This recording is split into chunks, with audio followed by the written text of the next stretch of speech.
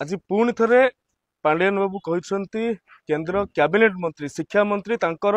मागिछंती औकात तांको कहते जे जिला परिषद सरपंच जीति पारिबे नहीं बोली मु जणै देबाक चाहूची दिने सही केंद्र मंत्री ओडिशार श्रेष्ठ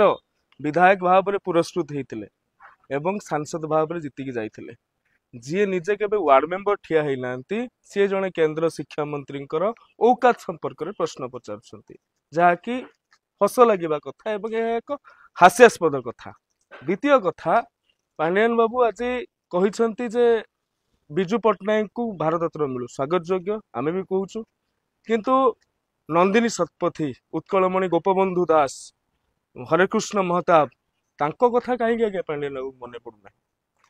निजे बैकडोर रु एंट्री करने को चाहूँगी निजे चाहूँगी नवीन बाबू जो दीटा सीट रु ठिया कर गोटे सीट रु निजे बाय इलेक्शन माध्यम जीतिकी पशिबा चाहूँगी तांको क्षमता दरकार किंतु दायित्व कर्तव्यबोध दरकार नहीं एवं बीजेडी रो एमएच जने नेता सी जे कि केबे निर्वाचन लड़ी नांती कि निर्वाचन लड़ू नांती ओलटी बबी बाबू तो ढेर भल तांको तो जानी शुणी कि आपण मृत्यु मुख मरण घाट को पेली